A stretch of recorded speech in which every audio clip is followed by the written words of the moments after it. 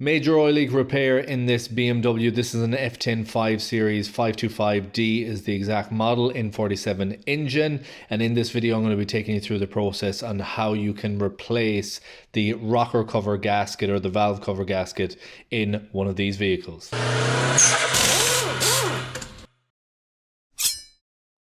Okay, so the first thing I'm going to do is remove some of the simple stuff. We're going to take off this top cover, which is kept in as well by some push down clips, and then these intake pipings on either side hold it in. So I'm going to get that up out of the way. Got the top cover moved out of the way. I'm next going to take that out of the way, take this out of the way, some of the clips for the electrical wires like this power cable going to the alternator, so I'll take that routing out of the way. This inlet intake pipe, there's one hose clamp down there, so a flat screwdriver will take that off, and then just start to disconnect some items out of the way. Take this electrical connector on this side too, which will probably be pulled back and pull. Okay, so I'm going to remove some of them bits now, make a bit of room, and then go over the next steps. Just moved two clips out of the way there that hold this conduit in place. Lifted that heat protector mat out of position, and then this other foam type mat that sits down on top of the injectors, that's lifted out of the way. This is the intake pipe that I disconnected, so just a hose clamp on one side, a connector that sits here, that comes out of the way, and then the electrical connector for the airflow. And those clips are quite simple. You pull back on the grey tab, then push down. If you're having any difficulties, which can happen with them, you reach in with a pick and just lift up. So just leverage one side against the other and you lift, and then you can pull it out. But you can get pretty much all of them off without break, and just be delicate not to pry and pull too much, because plastics definitely get brittle as they age. So that's those two things out of the way. Going to be taking this bracket out of the way, take off this as well, which will be held in by like a E6. And yeah, I'll just start making a bit more room, and then I'll touch back and let you know what I've removed. As a precaution, I always use rags or some type of tape or covering to block any passageways that become open. So I have that blocked with a rag. I have the E6 taken for the oil cap area. So this is one complete unit. E6 sits there. And then you, after you take it out, you twist it and it comes out of position there. I'm also going to take out this E6 here, which is going to hold that bracket down while I'm in the area.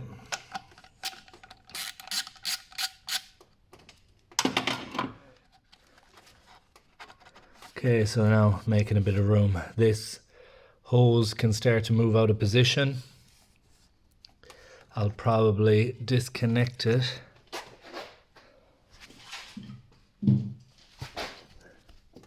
Using a flat screwdriver just down here.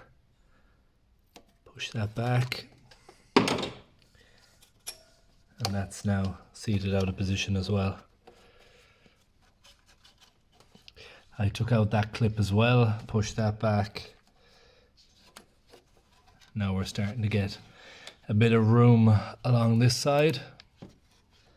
I'll get something to block that as well in a moment, and then I will start to take out the next pieces.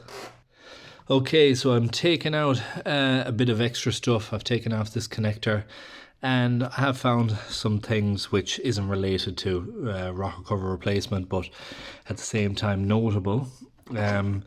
This was a recall at some stage on this vehicle, and that got replaced by BMW. But I see as I go in, this wasn't properly connected, and then this vacuum solenoid valve here, the clip, is broken as well. So while it does secure in reasonable. It's been broken at some stage as well, whether it was at that recall or not. So I've taken off this electrical connector as well. Again, you just got to be gentle when you're taking these things off. Pry in the right areas, make sure you have enough visibility to what you're doing, and don't just force it, because these break so easily. If you're in too much of a rush to take them off, you're guaranteed to break them. That is a push clip on the back of that, so simply push it in, pull back.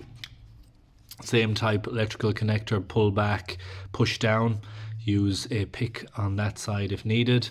I also took off this connector, which goes in down here as well. And reason being is I now have a lot more movement on that. Took off that clip as well. Took off that clip there. And we now have a good bit more room. I don't have any guaranteed sequence of this, but while I am in here, I am going to be checking other stuff. So we have these vacuum lines that go all the way along, and if I deem any of them basically bad, I will repair and replace them as well while I am in here. So that goes all the way back along there. And it's always a good idea to inspect other components while you're in. You might save yourself problems down the road. So that line will be checked, this line will be checked here, and I'll check all the other vacuum lines as I go. And that's it. When it comes to disconnecting the rail and the fuel system in general, you got to be extra cautious. These are extremely high pressure common rail system, so either leave the system for a very long period of time before you start to crack the pipes, or you can, if you have a scan tool, basic scan tool, you can check the rail pressure, see what's in it. The other thing is, when you do crack the pipes, have some type of a shielding. If it is of a higher pressure, make sure it's a solid shielding, so when you do crack the pipe that it won't, let's say, go in your eye or towards your skin. Make sure you're protecting yourself when you're disconnecting those. The other thing is, when you go to take up the injectors, clean or blow air pressure around before you remove them, so any dirt or debris that's around clears out before removal in case it drops into the cylinder afterwards. So that's the basic type of rule of thumb when you're removing these components. All of these lines will come off. Electrical connectors will all come off. Rail will have to come up out of position and make room down here. Next sequence will probably be disconnecting this pipe here, and then when I go over this side, I'll see what's involved. Maybe now or maybe a little bit later. That cover, there's more, I think it's pressure transducer that's down on this side, more vacuum solenoids essentially down there and there on the side of the engine. And again, look at all those vacuum lines. I'm going to be checking to make sure they're all in decent condition before I'll sign off on them and put this all back together. It'll be a lot easier to replace them now than later on. Just started to disconnect the vacuum solenoids over here. So this bracket has to come out of the way as far as I can see. And with that bracket, we have this mounting piece here that has all these vacuum lines, and a lot of these are going to the turbos. So I've disconnected them on this one. I've called that 1, and then number 2 is down here. I've marked on that. Again, that's not essential, but I like to mark as I go. I'll also be marking these lines should I have to disconnect them, and that's them 2 out of the way. I can see a bolt here which is holding on to it. There's another one just there, but I don't know if I need to remove them yet or not, or this whole piece will come in, let's say, an easier manner. Should I see, I can see down there, there's another 10mm. So I'm just going to have a little play around with this and see what I have to remove. Once I've kind of confirmed or get an idea of the pieces, I'll come back and let you know and give you a closer look on it. But As you can see, there's a lot of different vacuum lines laid out going across to the turbos over here. Okay, I have a few bolts and screws taken out. We have a 10mm over here, a T30 over there, and another 10mm down, which is going to be very hard for you to see. Let's see if I can shine down. I'll maybe go in this way. So down from that tube there, kind of where the light is pulsing, that plastic side, there was a 10mm in there, yeah, right in that gap. So I got it from this side, came in from down here and went in and got it, and now I'm starting to see how much movement. So we obviously have that one there, which is onto a bracket. We have another one down there, which is also, but I'm trying to see what's holding the whole piece. I got a lot more movement with that. So I'll check on this upper side now. I can kind of see another bracket on there. Just that plastic piece down there, that will be another one holding it. So if I get down on that side, get that 10mm out, maybe it could be good to get this whole piece out then. Okay, and to give you an idea of the way I'm doing, I have a 1/4" drive extension there, 10mm socket, and it's down in that position. The other one I took out was, which is hard, really hard to see, was a bolt, and it's down in that area inside more. So I'm starting to get a bit more play out of it. It's very tight, so there's not much room, and maybe there'll be a quicker way, but on these maiden voyages, when we're taking these components out, when we want to be certain everything stays intact, doesn't get broke, we have to be a bit extra cautious, especially when we don't have a diagram displayed how to remove and refit these components. So in this case, that's the way I'm doing it. If I find a quicker way later on, if I see that there's maybe a way to take that bracket off and slot it out of position easier, I'll definitely note it down. But that's the bolts I'm taking out now. And okay, I'm just getting in to possibly the last bolt now. That's my ratchet. As you can see, the tight space it's in. There was another electrical connector onto a sensor up the top side here, which I've now pushed out of the way. So that pipe, that electrical connector was sitting in that bracket right there, which sits in the way of getting the ratchet in. So you can see where my 1/4" drive ratchet straight up 10mm again, and now I have that bolt loose. This as well is going to be a potential lifesaver for you when you're working in very blind spots like that. Flexible magnet, so as soon as I start to remove that nut, I can put my magnet down and pull it out with it. So I got that last 10mm out of the way. It's actually a bolt on that one, so you can see up there, very tight position. And I'm just going to show you this bracket in its entirety as this loosens. So you can see in there, that's where it's held on to the valve cover, and there as well. And then if you look at the back here, that's all the other 10mm holding on those vacuum solenoid valves into position. So I've loosened it in a way that I can take this out, but I will have to, for one reason or another, take this off as well. So I might do it afterwards. There is a charge pressure fault on this vehicle too that I want to look into.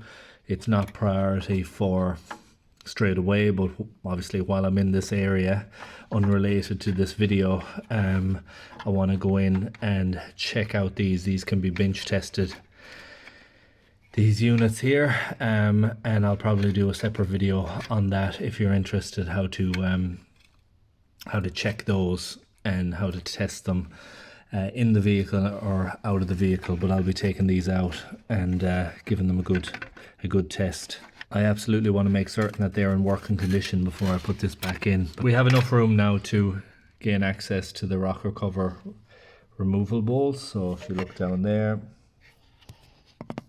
we now can actually see the heads of them and take them out.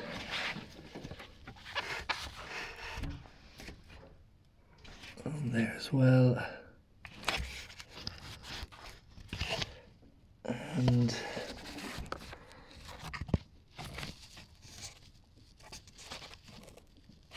there.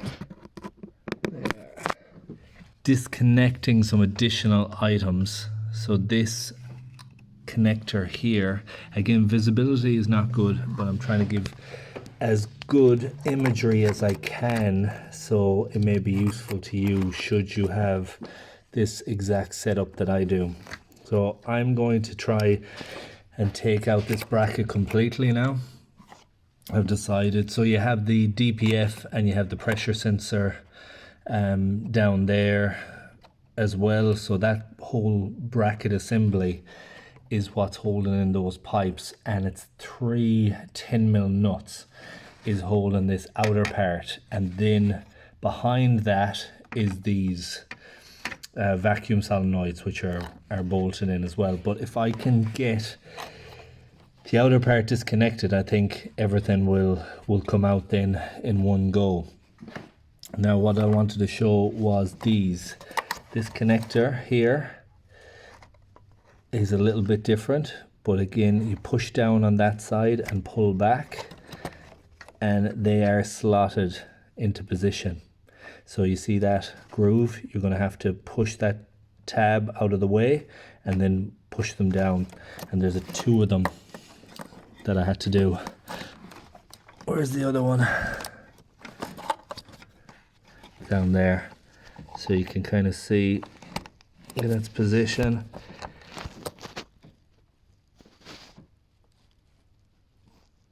So that was actually held in just there. You can see that bracket that was held in, and I had to push that down out of the way, and now I'm going to disconnect that electrical connector. I've also, if you come up over here, disconnected turbo actuator. So the electronic actuator, that connector there is disconnected. Common rail, that's a simple one, push down, pull back, and I'm just getting as much as I can, and this one is disconnected as well. So we're starting to get tension off all these wires, and if I can successfully do that, then it should make this whole area so much easier. Okay, so I have got the last bolt on this bracket now out. They're all the nuts that I've taken off on this one so far, and we now have got some movement. There is a area down here. Let's see if I can get a close-up of it. Just there, that a load of the vacuum lines go through, and that holds it as well. So you have to be cautious when you're pulling it out. But now it's pretty much clear. Now this isn't, again, something you may need to do, but if it's a case that you're watching this video and you need to remove any of these parts, this is very useful for you, because that's not information that's too easily found, I'm sure, and at least you have some close-up footage to showcase. So that is now out, and it's much more free now to try and maneuver. I'm going to try and get this up out of the way completely. There may be some retaining clip on the bottom side which is holding it in, but as you can see, I have it moved completely out of position now. I'll have to disconnect that electrical connector on the pressure sensor, and that may be able to slide all the way out then. And that is that bracket now out, so you can kind of see all the retaining clips. Let me go over here so it'll be easier to view. We have the pressure sensor, so that just pulls down, there's no clip on that. We have some loom that routes in around that one. We have this section which all the vacuum lines come up through and around. We can have a nut there, nut there, nut there. Another pressure sensor sits in there. So you can see electrical connector goes in there as well. And then we have a connector to take out of the way here. We also have these ones which have electrical connector slot into. One there, one there. So you can see on that bracket now. Now with that removed, you can see the pipe down there from the DPF.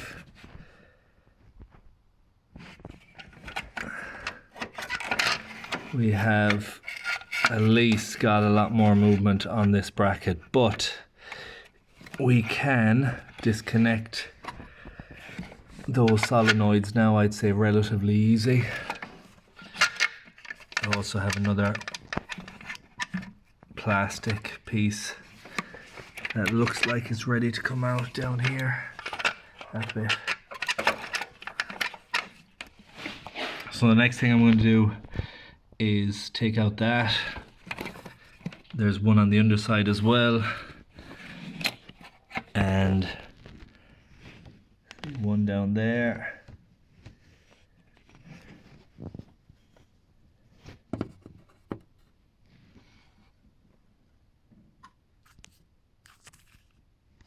I now have a lot more space. I've taken out those 10mm nuts that was holding them in. Good idea to get yourself a magnet tray or some type of layout which you know everywhere these items go back into. I like to separate them out, so I'll take one piece at a time and I'll put either a magnet tray or a container with them so I know that's where they go. And if you look down here, there's another vacuum solenoid. See where that red line is? Right there.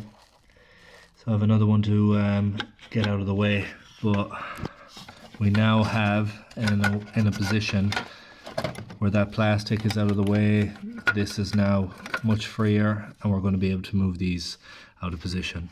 Plastic is coming out now and we just have one vacuum line still down there which I'll pry off, and this will come straight out then. That piece is now out. I do little markings like that just so, and I'll put one on the end of the other pipe. It's easier for me to just put them back. Some people might put bit tape. If you had different color paint pens, whatever works. That sits in there like that. Now bear in mind, I am making sure that I'm not breaking anything either. I do not have the ability to have this car off the road for a long duration, so you want to make sure that the vacuum pipes are not getting damaged with rushing and pushing on areas that you shouldn't. Also,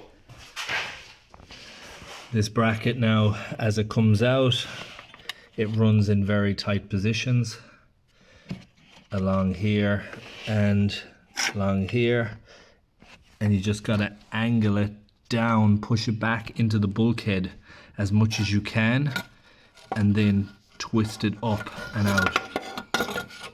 And it's nice to be able to get these out as well because I can clean them up. You can see all the oil that's run onto that.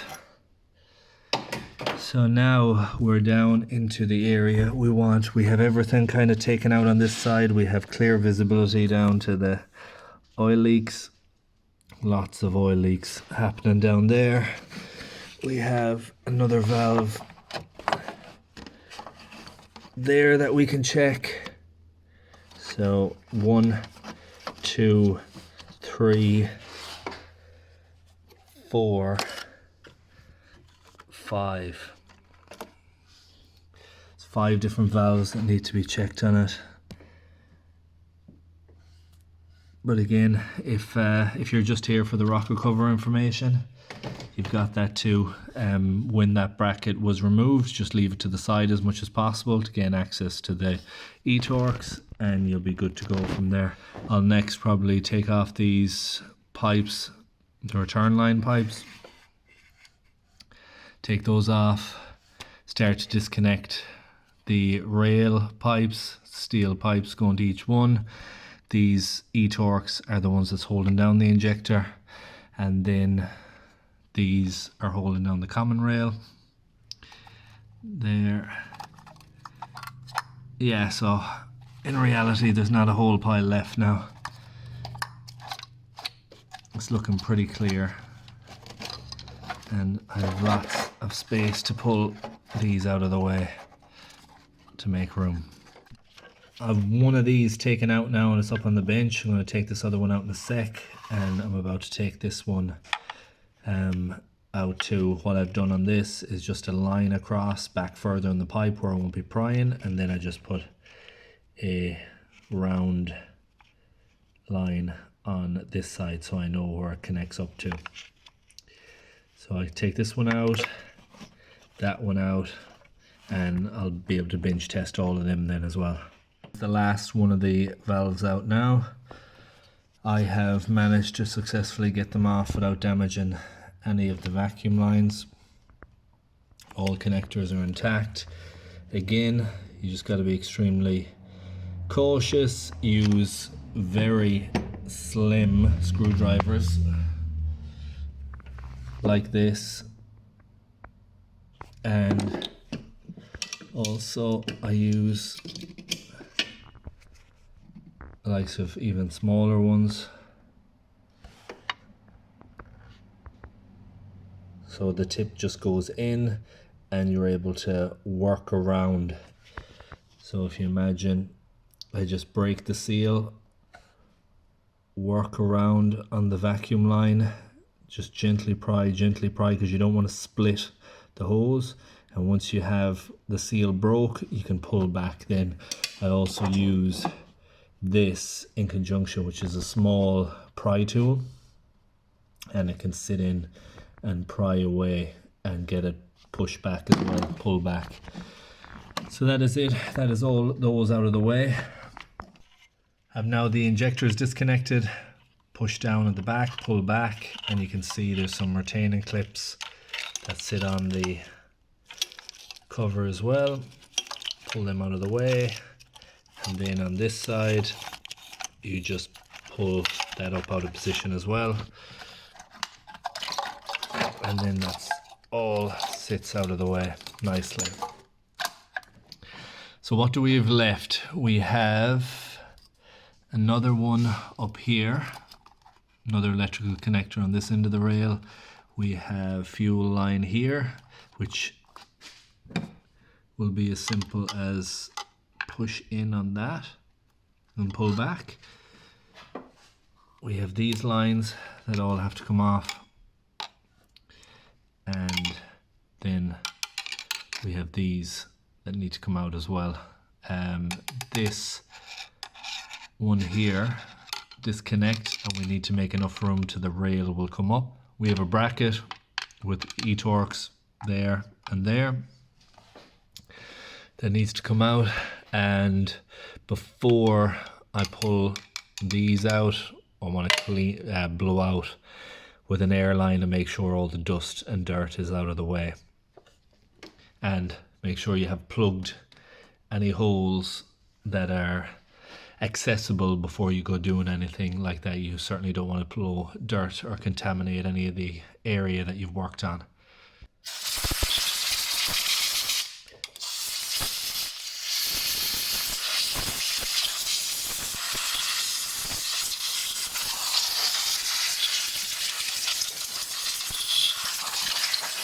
Have these lines disconnected now. So what I do is loosen it on the rail side, and then on the injector side disconnect it. That way keep them all in place when I lift up the rail, and there won't be any mix up. You don't have to mark them then. So that's 1, 2, 3, 4. There's always going to be a bit of diesel spill come from there, but that's no big deal. This one is completely disconnected, and that is the one we have to try and get the rail down and under. It's now take out these E-torques and try and get the rail in a position where it'll just go down and under. So that is the caps for E10s, removes that. And now the rail is ready to come out. So we have that loose on the other side, everything disconnected. It's literally just this pipe that we have to worry about. So I'll pull that out, lift it over, and then try and bring the rail down and under. And that's the rail out of position now. It was just keep this pried up as much as possible within reason, just to slip it over the top. So keep pressure up on that while you're working out of position. You can, if you are keeping these in position like I am, just tighten them a little bit so they move up out of the way and they won't be sitting down on the cover. You can disconnect them completely, obviously, and just mark them, but that's what I like to do. I like to keep them intact. But that's that out of the way. Next, on to the injectors. Now, to get the fuel return line off, I'm just going to show you what I use. Here is a trim tool. It's got a nice angle on the side of it, and I just use it to slide that up out of the way, which leaves that in a position where it can be pulled up then. I'm just going to do that across the mall.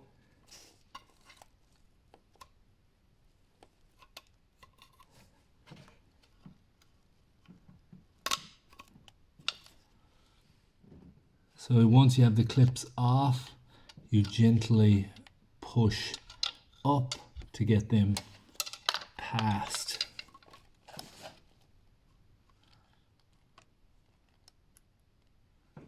See that? They're starting to spread. You don't want to break them, so you just gently hold up. And then the camera is losing focus. And then pull up. That is one of them safely removed. Now I'll try and zoom in and give you the best shot I can. This one. So I'm gently rocking it to try and lift it off the seat.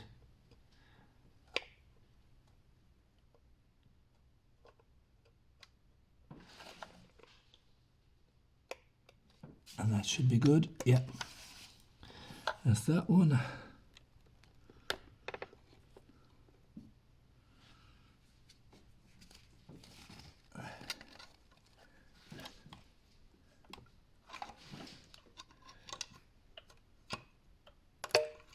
That's that one. And if you look there, there was very little pressure I actually applied. Like, even though I was here, there was no fear of any damage happening to this, because I'm literally putting no pressure on that. I'm just making sure that the clips that retain it down in there get leveraged out of the way, so this can come off. So that's how you safely remove those. Fuel line is now safely out of position. No damage done, and all of them intact. Again, gentle pressure in the right areas, and you won't need any special tools, and you'll be able to take them out no problem. So we have those removed. It's now injector time. These need to go back in the same order they come out. So whatever way you mark them, just know the sequence. I'll be with the crankshaft. This will be 1, 2, 3, and 4. I'll mark these and they'll all go back in the exact same position again. They're coded to the cylinders, so make sure you're seating them back where they should be. Okay, so I have the clamps all removed. Now the next stage is very much up to each individual engine. You can get lucky and have the injectors be able to come out by hand, no problem. This one's actually starting to move, and you may need a special tool. There can be no ways around it at times. Diesel injectors in particular can be jammed down in position, and you will need a puller of some sort to get them out. A tip that can get you by is put back on the fuel lines, tighten them down, and at least you can get a bit more leverage to try and twist them and then pull them up. Because I have the specialist equipment, I don't do that. I just see if they move free out of the way first, and if they do, I'll try and pull it. And this one looks like it'll come. Yeah, so in that case, this one came out. You always gotta keep an eye on the copper washer. As you can see there, came out. I'll be replacing the copper washers in this as well, but that one came out. Let's try the next one.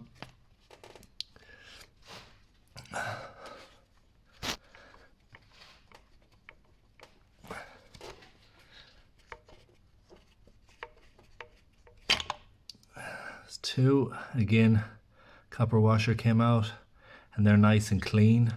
If you had soot on the bottom, you would know that injector seal would 100% need to be replaced. It's always advised to replace them. But if you hadn't got them, then just look to see. Now this one is not moving, and again, you don't want to be putting a lot of leverage on this, so I'm only comfortable putting a certain amount on it. You will see some people try and push against it, maybe with a Phillips, not a Phillips, with a flathead or a pry bar to get that initial twist. But if I can't move it by hand comfortably, I'm not going to leverage on that plastic. I'm going to put at least the pipe back on there and twist, or get the puller and start to shake it out. I'll try the fourth one, but I'm going to be using a special tool on that one, I'd say. This one's moving. So we got, and again, washer came out, so that's number 4. If we look down the cylinders, you can see pretty clean.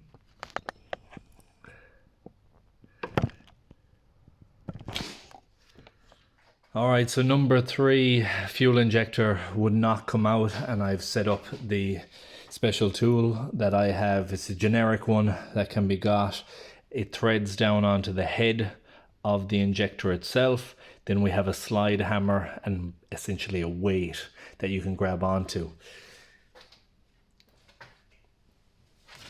So you hold one side and then you hit on the other, and you try and shake it out of position.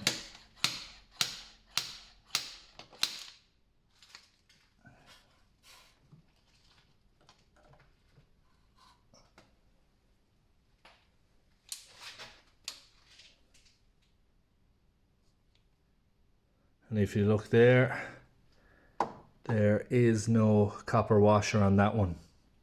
So we're going to have to go down and actually remove that as well. And that is the setup. So nice and straightforward. An attachment that threads on, and a slide hammer. And if we look down there, that is the washer that's stuck. So we're going to have to get that out. Now there is a couple of ways to do that, and like I said, I have new washers for this anyways, and if this happens to you, you'll definitely need to get new washers. But again, always recommended to replace them as soon as you have injectors removed, because that clamping force down and the indentation that happens in those washers keeps them sealed. So they are kind of a throwaway item. As soon as you disconnect, you should replace. Now a flat screwdriver to go straight down in between is one way. There is a relatively cheap tool as well that you can get online, which is a specialist tool to get those out of the way, and I'm going to show you that now as well, because that's what I'll use to take this out of position. And if you're wondering, that is the set I have. So it's a common rail injector extractor set. So that is the equipment used to get the injector out. And this is the special tool to try and get the injector seal out of the way. So this part has like a thread on it, and that should grip on the washer, and then again you have a slide hammer to pull it up.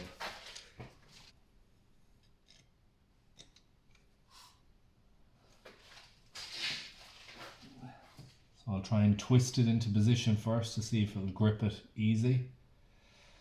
I might have to just tap on this side with a hammer if it doesn't come out nice and easy. But I got it. And you can see how simple that was. You can tap it down or you can try and thread it down into position, and it's got a very good grip. So you wind it down, try and grip it, and then pull it out. But very, very handy bit of kit if you need it. But again, a flat screwdriver, I showed a tip on it before, and it's very useful as well. Flat screwdriver, right size one, tap down and then pull up. It gets a bit tricky though if you don't have the perfect size screwdriver for it. You could start to damage, and you certainly don't want to damage down into the cylinder as well. Next thing I disconnected was just this pipe here. It's actually leaking out of there, so I'm going to renew that O-ring as well before I reinstall it. And now we are on to removal of all of the E-torques. I believe there should be enough room now to take this rocker cover off. Only thing I have to concern myself is with this pipe, but we're going to have to take off all these E-torques that are on the inside, and then all the ones that are on the outside as well. And I'm going to start by removing all of the outer ones, and then I'll take off the inner ones and hopefully move that all up out of the way.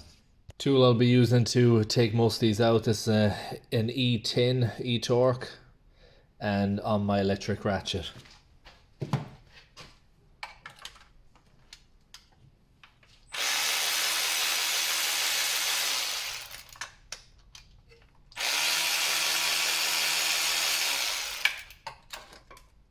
There was a vacuum hose up the back here as well that I disconnected. It's into a clip on the rear of the valve cover. I'm using a ratchet now and a shorter extension on the back just to disconnect these. And that's the size extension I'm using.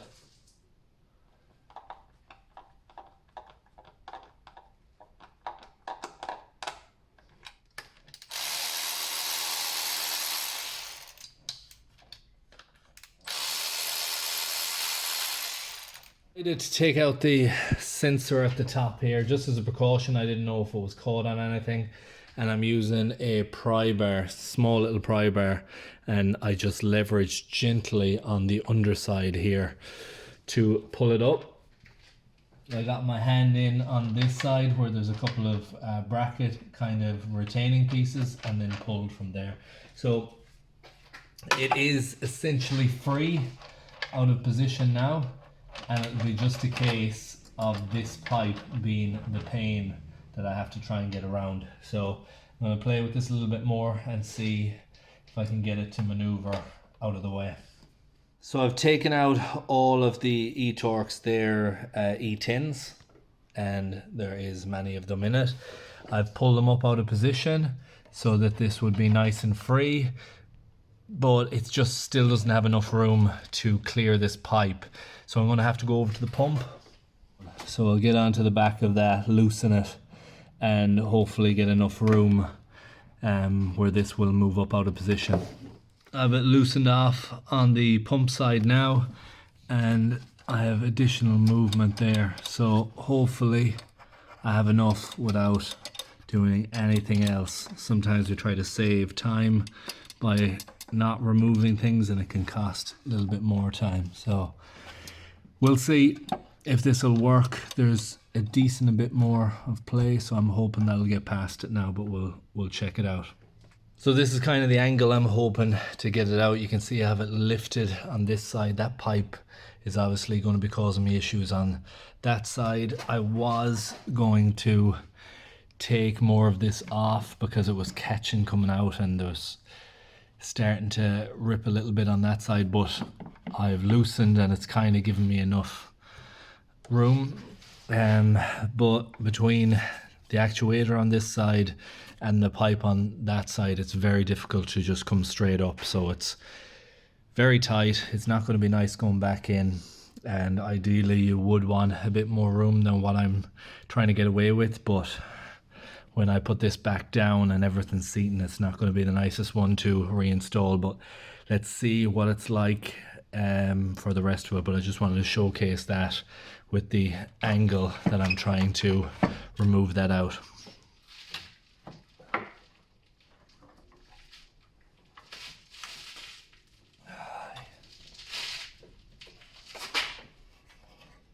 Finally out. I'm going to have to do, if you can just see that rip area at the back there, it's so tight, there's not a lot of room at all. But that is the valve gasket finally removed. Rocker cover is now out.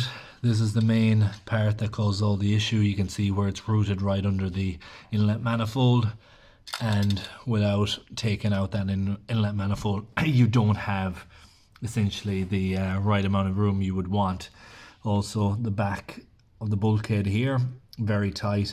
I have put this tape on to protect that a bit more, especially for when I'm installing, and also a bit of the dust that was falling down.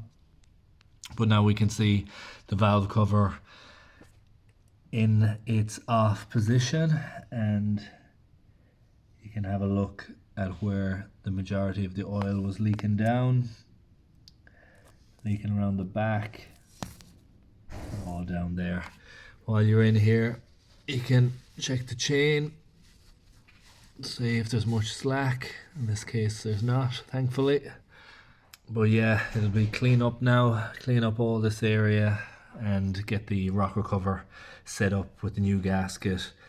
Okay, so it's cleaning time. I've done a good bit of cleaning on it already. I wanted to share this little tip as well. Make sure the threads are blown out. Especially where it's slanted, oil can run into it, and then when you go to tighten, you can have oil filled up as you try to tighten down. So that's something I've always I look for when I'm putting back bolts, to make sure there's no oil or fluid soaked down in those holes. So I have that blown out. I'm going to clean these out as well, and afterwards rocker cover on and we're good to go. I'll showcase probably a little bit more later on, but I'm definitely not going to be going step by step on the install.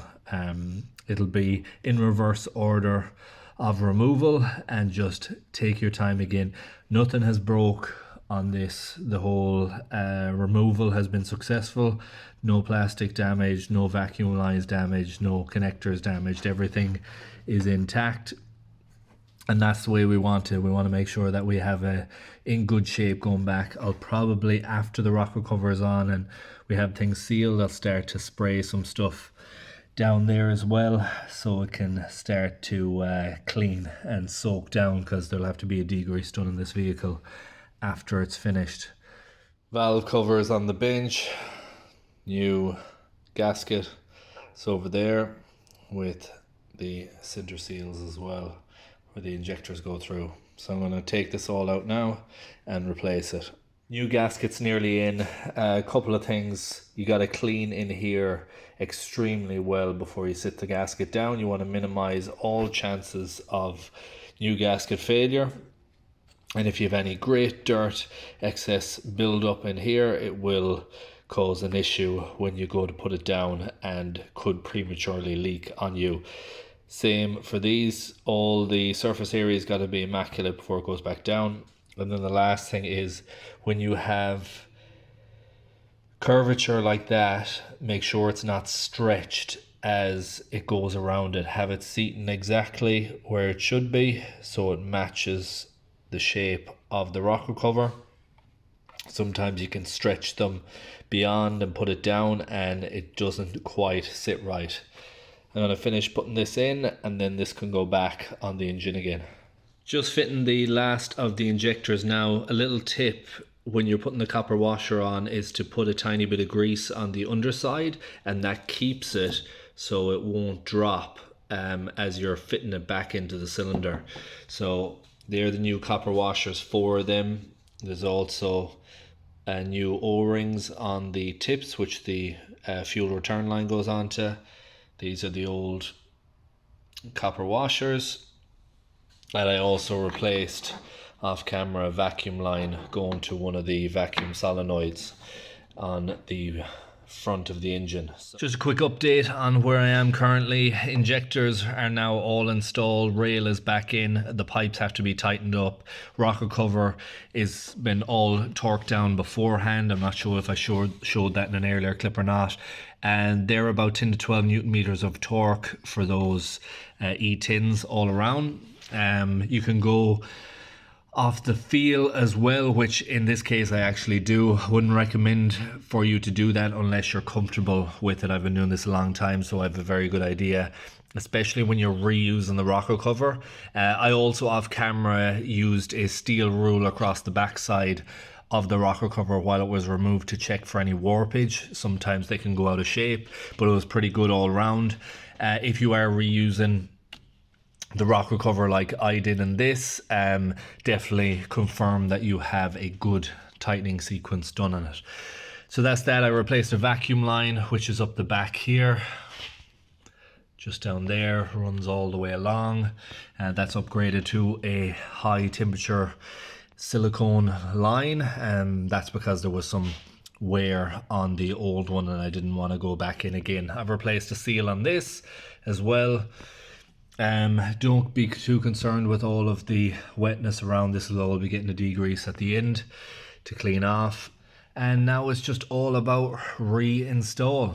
Also these down here, off camera, I have tested and found 2 failures. I have one replaced here, so that's actually a new vacuum solenoid gone in there. There's going to be another new one down here, which has failed, so that test showed that up, which was great, and I have since got that part in stock to replace it. So I'm going to build up this and make sure everything on the back side is all tightened and down, and start to fit all of this back as well. Okay, so update on the install. I have done the install procedure slightly different, and it may help for you in removal should you need to adopt this method. So I've kept the vacuum valves on the bracket, and I've been able to successfully get the lower portion in as well. So I had the vacuum valves on. I didn't have the back one in until I had this bracket passed through into the section, because it's very tight going in. There's very limited space, so I managed to get that in, but that saved having to put on those 4 afterwards. I've got in the securing ones, so that's one down there. As you can see, we have another one up there, another one there, and the outer bracket, which is this one, which has the pressure sensor and all that routed in it. The vacuum lines come up through here as well. That has 3 nuts that holds it in position, and I have to route that in and fit those and have all of these lines then connected up. So there's a bit left to do, but I have that secured, except for tightening that down, but I'm happy with the way it's going back at the minute. So nearly back together now. I definitely think the way I'm putting it back is a better way for actually initial removal. This outer piece here that's held on by the 3 nuts, that is the last thing that I've put on, and I put in this and the lower section together. Now when you put everything on, it's very difficult to figure out what would be the best way, but I think that would be. So if you are setting about doing it, try and disconnect all the electrical connectors, take out the pressure pipe down there for the DPF, and then try and disconnect the vacuum lines. You may run into issues trying to disconnect the vacuum lines in situ. That is definitely something that I would have had difficulty with as well. They are very stuck on, and I have to replace a couple as well. So in my case, I'm not overly worried that I went the other way. I think you could save some time by doing it this way. And I am on the home straight now. I have to connect that pipe back up down there, This vacuum line goes to there, and put all the electrical connectors, pressure sensor back in position, and have it all tidied up on this side. Then I'm literally at the very end of fit back on this. Okay, so we're nearly all back together now. Everything is rerouted on this side. All vacuum lines are back in, clips are back in. Again, this is the most difficult side, but we have everything rerouted back. You can see in the back there. Everything is slotted back in to their holder. Clips are pressed back in, and thankfully no breakages of any kind. So just the intake pipes left to put back in, airflow meter to be hooked back up, and then it will be prime the fuel lines, make sure there's diesel coming up to it, and start the vehicle afterwards. We have the soft foam mat to put on and the heat mat that sits at the back there. Again, this tape was just put there to protect, because I was catching it when the cover was coming up.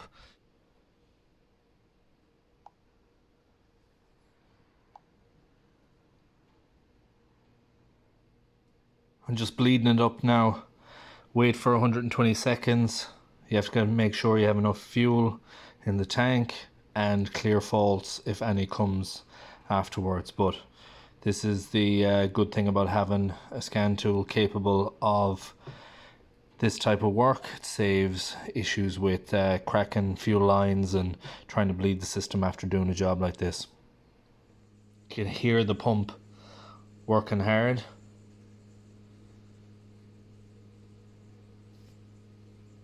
Activation value of electric pump, 95%. Bleeding ended. For evaluation, continue. Continue.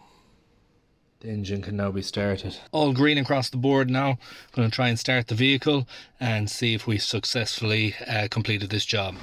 As you can hear, the vehicle is back up and running just after coming back off a test drive. Got it up to fully operational temperature, brought it for an extensive test drive as well.